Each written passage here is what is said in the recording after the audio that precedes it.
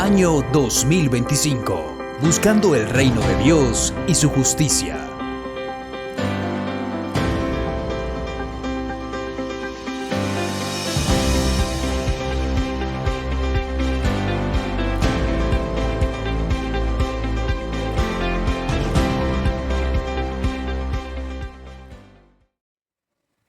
Quiero invitarlos para que abran sus Biblias en el Salmo número 144. Salmo número 144. Vamos a leer el versículo 1. Un salmo precioso escrito por el rey David. Salmo número 144. ¿Lo tienen? Si por alguna razón no ha traído la Biblia, puede leer en las pantallas la palabra del Señor. Pero leamos todos juntos en esta noche, por favor, y digan conmigo: bendito sea el Señor, mi roca, que adiestra mis manos para la guerra, mis dedos para la batalla. Amén, amén y amén. Hemos llegado a este momento, Señor, en el que servirte significará sentarnos a escuchar atentamente tu palabra. Sin duda alguna, tú has previsto que esta noche haya palabra en esta comunidad de la iglesia. Te hemos adorado y estamos habitando en comunidad.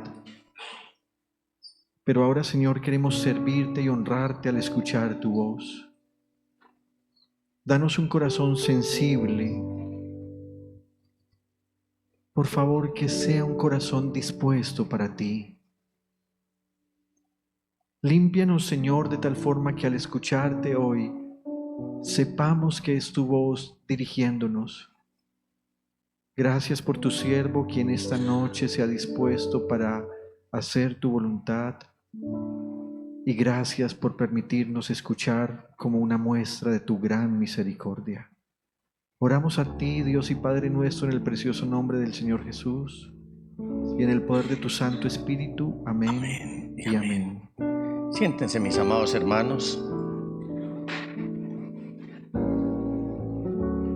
Este salmo para mí ha sido de mucha bendición al ver cómo el rey David hace una descripción de una manera muy detallada de todo lo que implica ser el responsable del gobierno de un pueblo. David fue el hombre que Dios designó para que fuera rey en Israel. Él gobernaba las 12 tribus de Israel, 10 al norte, 2 al sur.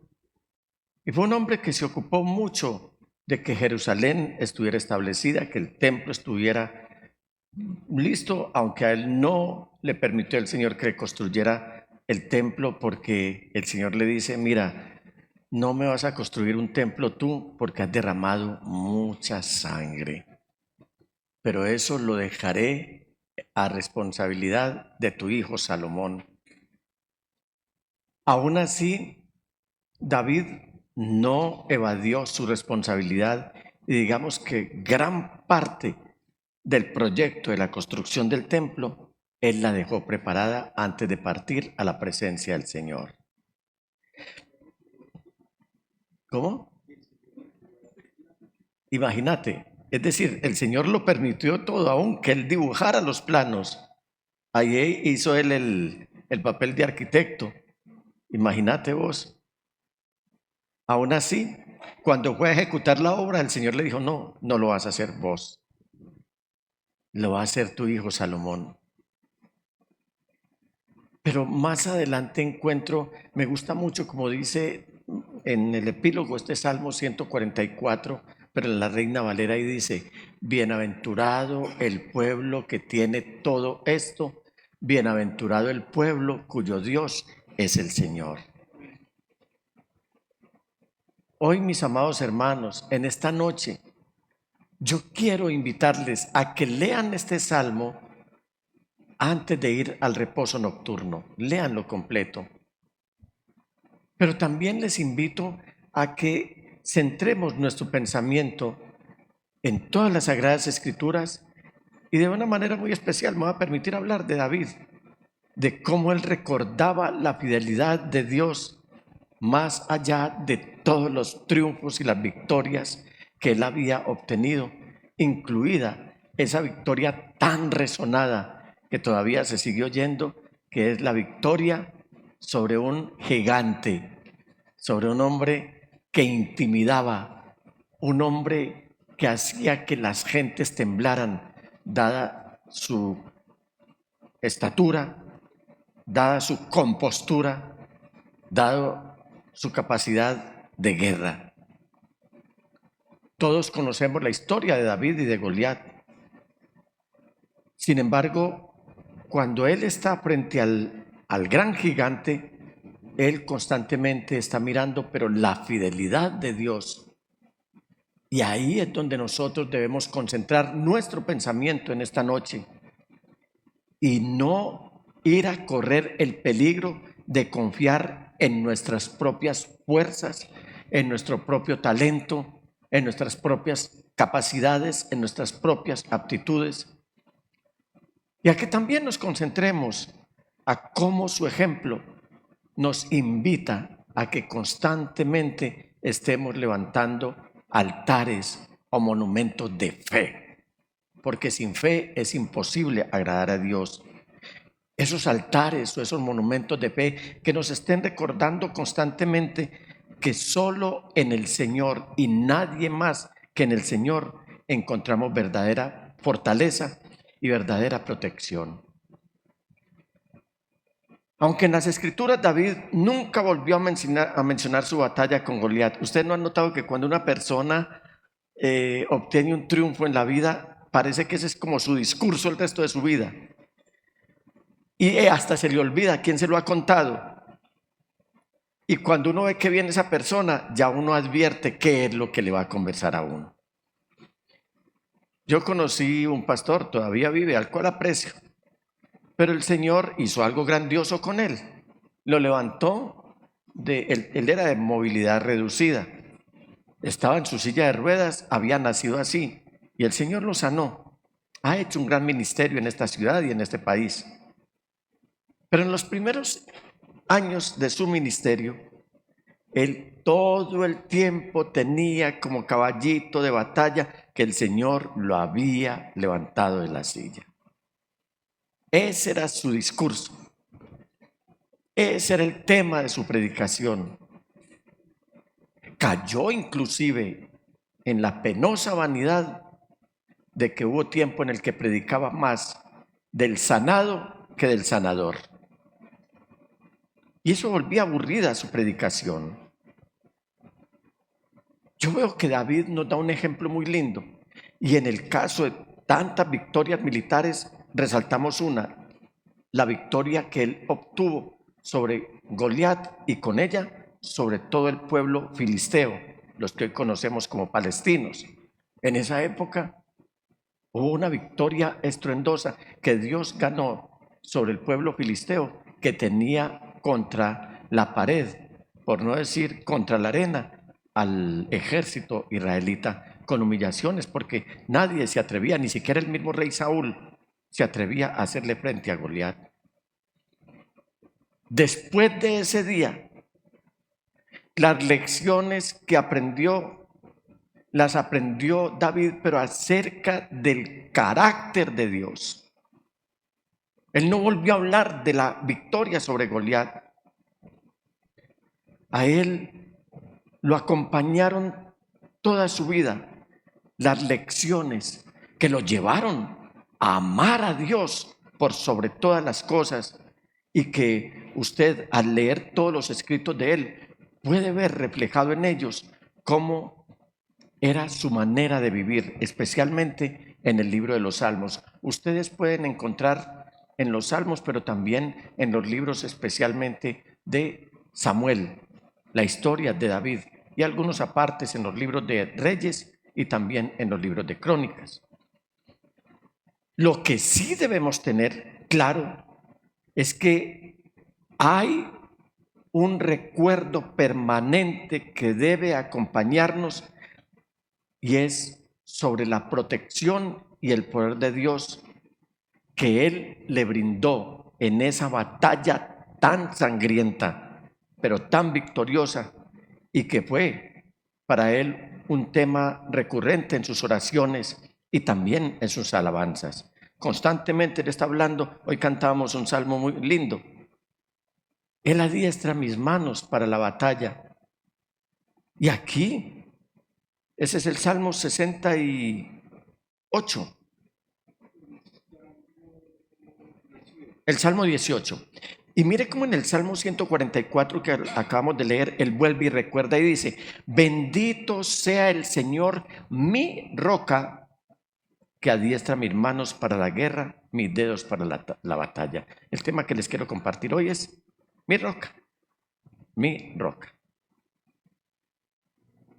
Resulta que después de décadas de David enfrentarse con ese gigante filisteo, él ya estaba firmemente establecido en su lujoso palacio y ya había establecido a Jerusalén como la capital del reino. Había unificado el reino y ahora Jerusalén era la capital de todo el reino de Israel. Al norte tenían la capital Samaria, al sur tenían Jerusalén, pero finalmente al unificar el reino quedó como capital Jerusalén. Pero a pesar del favor y la protección de Dios, mire hermanos, los enemigos no dejaron de perseguirlo a David por todos lados. Y él contaba con la protección y con el favor del Señor. ¿Sabe por qué? Porque constantemente se estaban levantando nuevos Goliats que lo estaban acosando. Habían surgido muchos en su vida. Uno de ellos, su propio hijo Absalón.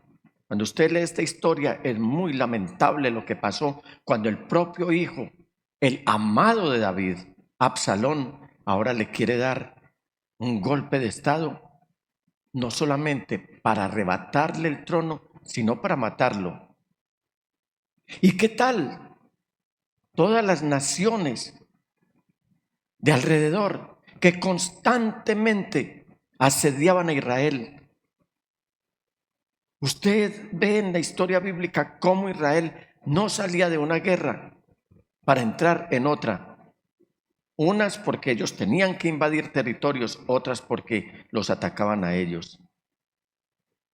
Cuando yo veo a David como un veterano de guerra, ya un hombre con experiencia, un hombre endurecido, él aún así escribe en los Salmos que necesitaba la protección de Dios. ¿Por qué? Porque él se sentía como desvalido. A veces en mi poca o mucha capacidad de imaginación, me imagino a David escribiendo otro salmo de oración y otra canción y componiendo y sacando su arpa. Pero al hacerlo, él estaba mirando seguramente hacia una esquina de su habitación donde colgaba de un clavo una vieja honda de cuero. Y seguramente debajo de ella, quizás sobre un estante, tenía 4 piedras lisas que le habían quedado porque él no usó sino una para derribar a Goliat. 4 piedras descansando como recuerdo. Y en ese momento David escribe de la siguiente manera. Voy a leer en la Nueva Traducción Viviente este mismo versículo que leímos al principio. Miren la Nueva Traducción Viviente como dice: alaben al Señor mi roca. Piense en él, en la habitación, mirando todos esos trofeos.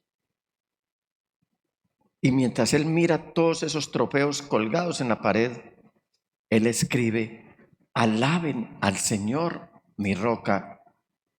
Él entrena mis manos para la guerra y da destreza a mis dedos para la batalla.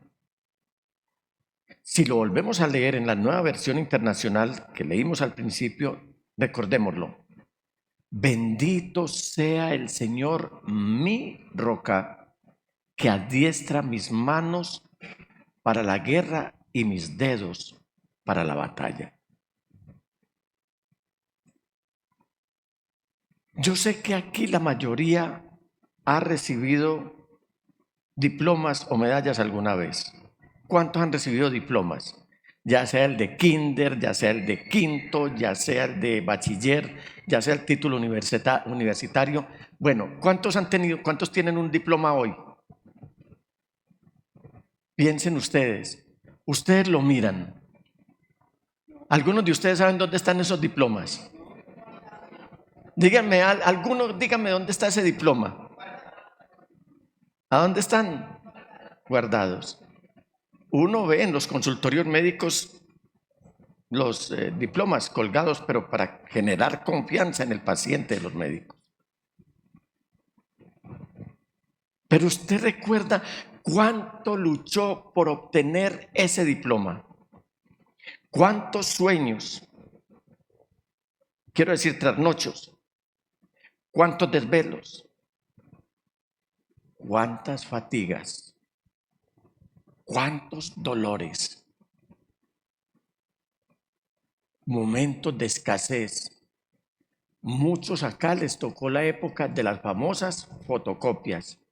¿Había para las fotocopias? ¿O había para la media mañana o el algo? ¿O había para el transporte? Y escoja. Vaya a la biblioteca a ver si alguien no le salió adelante a conseguir el libro, así fuera para sacar las fotocopias. Cuando mis hijos, el pastor Junior, la pastora Claudia, estuvieron en la universidad, empezaba a aparecer la era de los computadores. Oh, sacrificio para que ellos pudieran conseguir un computador en un sitio de internet, porque no teníamos el recurso para un computador, porque cuando empezaron a salir estos aparatos eran supremamente costosos y eso afectaba sustancialmente el presupuesto familiar. ¿Sabe qué me dijo alguien? ¿O qué le dijo un profesor a uno de ellos? No recuerdo. ¿A ti? Es que si usted no tiene un computador, es mejor que se retire de la universidad. Eso es humillante. Eso es humillante. Y entiendo que usted seguramente pasó por más o por menos dificultades, pero las pasó. Sin embargo, hoy su diploma, seguramente usted no sabe dónde está.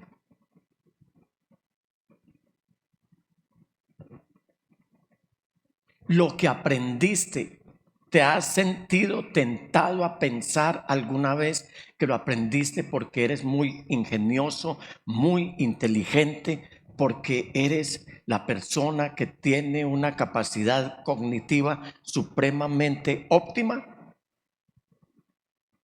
Seguramente en ese momento muchos no conocían al Señor, pero hoy que lo conocen, pueden pensar como seguramente lo pensó David. ¿Crees que David alguna vez se sintió tentado a pensar que fue la piedra del arroyo la que lo libró de Goliat? ¿Ustedes creen eso? ¿O que fueron sus manos? ¿O que fueron sus dedos los que tuvieron la destreza suficiente para derribar al gigante con una simple cauchera o resortera, como dice el Chavo del Ocho? Muchas veces tú y yo caemos en la tentación de atribuirnos el crédito de nuestros logros. A veces, o casi siempre, nos mostramos tan vanidosos con nuestros logros que hasta se nos olvida a quién nos debemos. Pero hay una lección poderosa en el recuerdo de David y que debemos tener siempre presente nosotros también, y es que Dios es nuestro fundamento. Diga, Dios es mi fundamento. Si usted lo acaba de decir, hermanos amados, recordemos siempre que nuestros talentos y habilidades son regalos suyos de Dios, regalos que provienen de Él. no pasemos por alto que la roca a la que David se aferraba no era esa pequeña piedrita con la que derribó a Goliat, sino la roca eterna que guió a esa pequeña piedra para que pegara en la frente del gigante. Él no confiaba en la piedrita, él confiaba en esa roca eterna que fue la que finalmente guió con esa precisión admirable para que pegara justo. Porque es que el gigante tenía unos cascos impenetrables. Solamente quedaba por este lado una medio rendija, llamémoslo así. De manera que la piedra que era plana, era plancha, tenía que pegar justamente ahí, porque si pegaba un milímetro, solamente un milímetro, si pegaba en alguna de sus armaduras, no cumplía el objetivo. ¿Sabe quién guió esa piedra? La roca eterna de los siglos. Y por eso le está diciendo, mi roca, él es mi roca. Es más, la destreza de David con la honda y esa habilidad que él tenía en sus manos y en sus dedos, la atribuyó al Dios que le dio ese talento. Quizás mientras escribía este salmo, David estuvo recordando de una manera minuciosa aquel memorable momento en que corrió hacia Goliat. Pero mientras él corría hacia Goliat, guardó su inspiración seguramente para escribir lo que nos dice el versículo 2. Él es mi Dios amoroso, mi amparo, mi más alto escondite, mi libertador, mi escudo en quien me refugio. Él es quien pone a los pueblos o los pueblos a mis pies. Usted se imagina eso, ¿qué va a ver un gigante? ¿Qué miedo va a sentir uno? ¿Qué intimidación? ¿Qué ganas de huir va a sentir uno cuando en vez de estar mirando el gigante, él iba cantando en su corazón? Voy en el nombre de Jehová o del Señor de los ejércitos. Y él dice, porque él es mi Dios amoroso. Y volé su onda, mi amparo, y siga, mi más alto escondite, mi libertador, mi escudo en quien me refugio. Él es quien pone a los pueblos a mis pies. Y Goliat cayó rendido a los pies de David. Ese fue el triunfo de David. David no corrió a su primera batalla con armadura o con escudo. Todos sabemos muy bien la historia. Él no tenía nada para defenderse de esa lanza poderosa y de esa espada tan contundente que con destreza estaba manejando Goliat. ¿Sabe qué llevaba de armadura David? Su confianza en su roca eterna. Mire que cuando él fue a ofrecerse para quitar esa ignominia por la cual estaba pasando no solamente el ejército de Israel, sino toda la nación de Israel, él se ofrece y Saúl le entrega su armadura y le entrega todo su armamento. Y yo imagino a David caminando, no podía con eso. Miren lo que nos narra Samuel en su primer libro, en el capítulo 17, versículos 39 y 40. Luego Saúl vistió a David con su uniforme de campaña.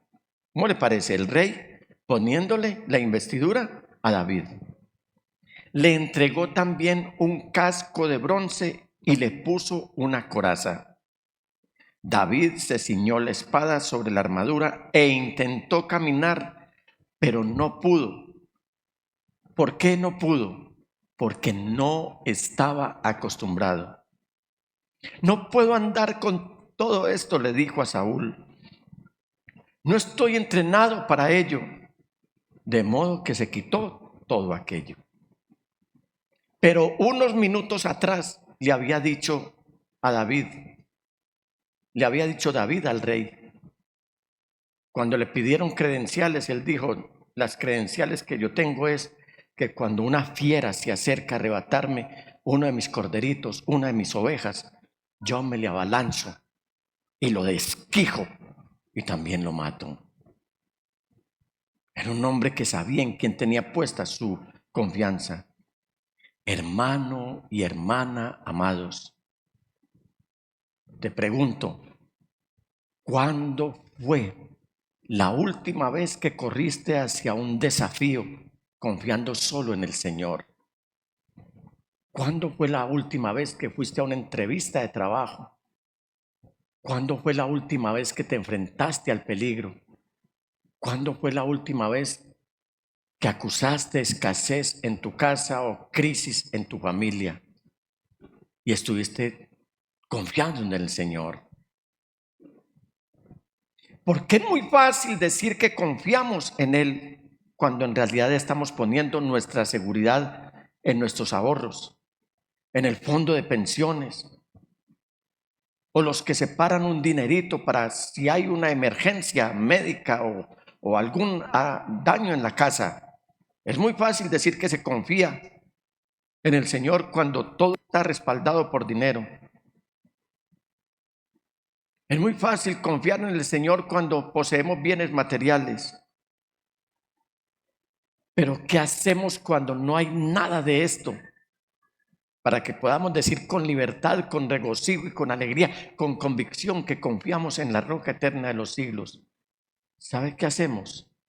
Debemos seguir la voluntad de Dios por fe. 2, la voluntad de Dios por fe. Esa es la única protección que realmente necesitamos. La voluntad de Dios. ¿Cómo es la voluntad de Dios? Buena, agradable y perfecta. Es todo lo bueno, todo lo agradable y todo lo perfecto. Así estemos pasando por condiciones difíciles. Yo puedo imaginar, vuelvo y recurro a mi imaginación. Puedo imaginar a David viendo el reflejo de la luz en la coraza de Goliat, viendo cómo quería encandilarlo para que él no fuera certero en su ataque. Y lo imagino mientras estaba mirando no este gigante, sino la roca eterna en quien estaba confiando y en cuyo nombre él iba a enfrentarse. Y mientras eso, él va escribiendo y va cantando. Versículos 3 y 4. Señor, él mira a David, a Goliat, tan gigantón, tan intimidante, y diciendo, Señor, ¿qué es el mortal para que lo cuides? ¿Qué es el ser humano para que en él pienses? Y dice, todo mortal es como un suspiro. Sus días son fugaces como una sombra.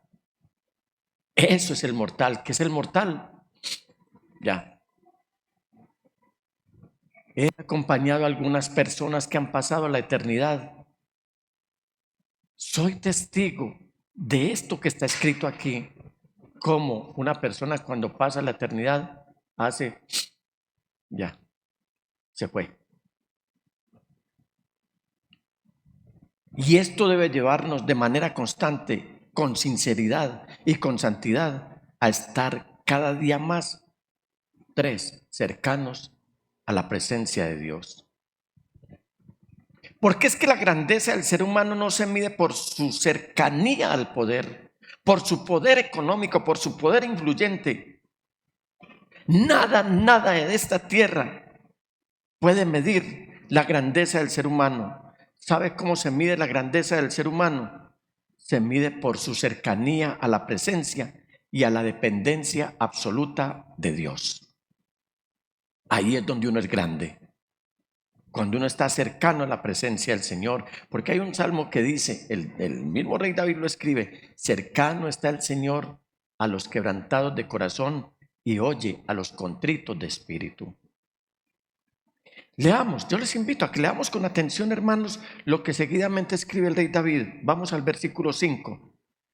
Abre tus cielos, Señor, y desciende. Toca los montes y haz que echen humo. Lanza relámpagos y dispersa ¿a quién? Al enemigo. Dispara tus flechas y ponlo en retirada. Extiende tu mano desde las alturas y sálvame de las aguas tumultuosas. Líbrame del poder de gente extraña. Cuando abren la boca dicen mentiras. Cuando levantan su diestra juran en falso. Eso era lo que estaban haciendo los filisteos con Goliat a la cabeza. Y ahí es donde David está declarando que solamente Dios y nadie más que Dios puede otorgar la victoria cuando dependemos de su gloriosa presencia y de su buena protección. ¿No les parece muy sorprendente, iglesia? Qué veloz es este mundo. Lo hábil que es también que llega al punto de elevar a sus propios Goliats. Hoy estamos llenos de Goliats. Goliats físicos, como parecieran como atletas o fisicoculturistas. Hay muchos Goliats, pero también hay Goliats políticos, como presidentes, como primeros ministros. Hay Goliats intelectuales, como los filósofos y los historiadores, la mayoría de ellos negando la existencia de Dios. Hay Goliats como los del fútbol, que hoy son el referente de muchas personas de nuestra sociedad. Hay Goliats en la economía, hay Goliats en la farándula, hay Goliats en la industria, etcétera, etcétera. Estamos rodeados de muchos Goliats. Y nosotros como cristianos, como hijos del Dios viviente, llamados a ser santos, nacidos de nuevo, debemos urgentemente redefinir lo que significa la grandeza, tanto en nuestra vida personal como en nuestra sociedad. Tenemos que resistir la tentación de invertir más tiempo. Tenemos que resistir la tentación de invertir energías. Tenemos que resistir la tentación de invertir dinero en músicos famosos, en muchos partidos de fútbol, en muchos espectáculos, en muchos eventos masivos. Y más bien, invertir lo que seamos en ser misioneros fieles de aquel que nos llamó de las tinieblas a su luz admirable. Es tan fácil obsesionarse más con las palabras de un político que con las de un pastor. Vergonzosamente, los pastores, algunos pastores, ya no tienen ningún escrúpulo para exhibirse en fotografías en sus redes sociales, aliados con los políticos que finalmente nos van a perseguir. Eso es vergonzoso. Tenga mucho cuidado usted. No se deje impresionar por aquellos que están haciendo alarde de que son amigos de los políticos, porque quiero decirles, ningún político que tenga una pretensión de gobernar es amigo de Cristo Jesús. Ninguno. Porque lo primero que se tienen que aliar es con todas las tendencias, con todas las comunidades que presenta el progresismo, como el feminismo, como el homosexualismo, como los que aprueban el aborto y todo de ahí para allá. Ninguno es amigo de la iglesia. Y algunos vasallos arrodillados delante de esos anticristianos. Y finalmente uno no sabe si esos vasallos van o vienen, si son o no son. Pero un verdadero hombre de Dios lo que menos hace es engancharse o aliarse con cualquier político, cualquiera sea la tendencia que éste tenga. ¿Sabe qué tenía Goliat? Goliat tenía todo lo que necesitaba para triunfar en la vida. Lea todo lo que tenía Goliat, empezando por su estatura, por su contextura. Él lo tenía todo para ser un hombre triunfador en la vida, excepto a Dios. Él no tenía a Dios. David, contrariamente, no tenía nada extraordinario en su vida, no tenía apariencia siquiera, excepto a Dios. él tenía a Dios. David, como lo debemos hacer nosotros en esta noche y siempre, debemos poner a Dios en el centro de nuestra historia, de nuestra vida, de nuestro corazón. Allí es donde debemos tener fijada la mirada. Pablo lo dijo muy claro: si ustedes han resucitado con Cristo, busquen las cosas de arriba, donde está Cristo sentado a la diestra de la majestad en las alturas. Quiero concluir en esta noche con una pregunta que usted no me va a responder ahora, sino que usted se la va a responder a sí mismo. Y por qué no, toma esta pregunta como si el Señor se la estuviera haciendo. Hermano y hermana, los presentes y los que están ahora en la transmisión, les dejo esta pregunta: ¿dónde está Dios en la historia de su vida hoy? ¿Dónde está Dios en la historia de su vida hoy? ¿Es el primero o ni siquiera está? Y quiero que usted se ponga de pie.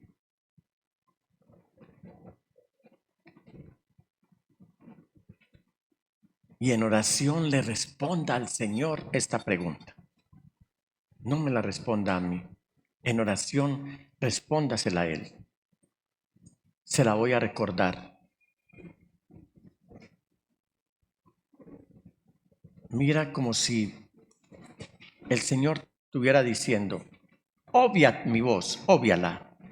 Ignora mi voz en este instante. Dale cabida en tu corazón a la voz de Dios que te dice: ¿dónde estoy yo en la historia de tu vida en este momento? Según tu respuesta va a ser tu nivel de adoración, de humillación delante de Él.